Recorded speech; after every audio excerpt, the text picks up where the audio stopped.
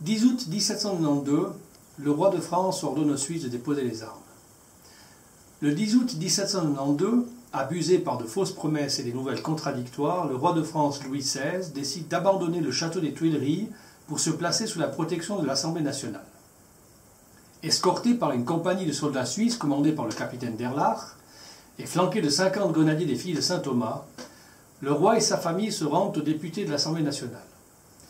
Durant d'interminables heures sanglantes, l'escorte du roi puis les soldats assignés à la défense des Tuileries vont subir les attaques rageuses d'une foule assoiffée de vengeance.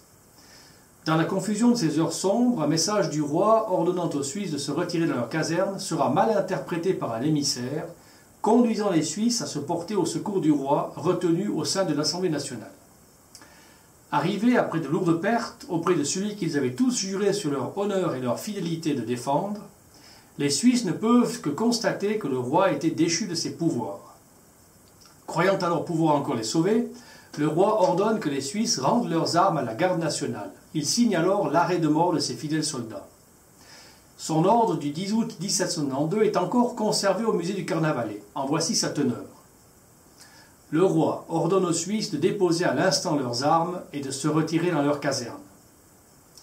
Sur les quelques 950 officiers, sous-officiers et soldats suisses en fonction, 850 furent massacrés entre le 10 août 1792 et le 3 septembre. Ce sacrifice incroyable a été dû à la conjugaison d'ordres d'un roi faible et indécis, à la barbarie d'une foule manipulée par les jacobins et révolutionnaires de tout club, ainsi qu'à la discipline immuable des régiments suisses au service étranger. La nouvelle de ces massacres eut des échos en Suisse où l'indignation la plus vive fut ressentie. Le massacre des Tuileries et le récit des horreurs commises contre les Suisses marquèrent le glas des bonnes relations entretenues entre le Royaume de France et la Suisse, qui prévalait depuis 1453, date de la première alliance entre Français et Suisses. 10 août 2017, l'Union européenne ordonne aux Suisses de déposer les armes.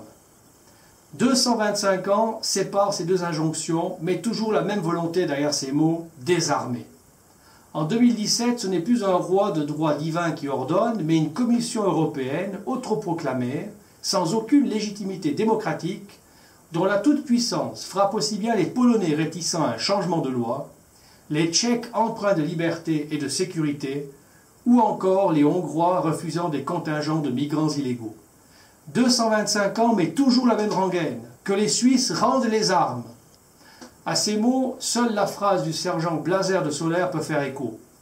Nous sommes Suisses, et les Suisses ne rendent les armes qu'avec la vie. Savièse, 10 août 2017, Robin Udry, secrétaire général de Protel.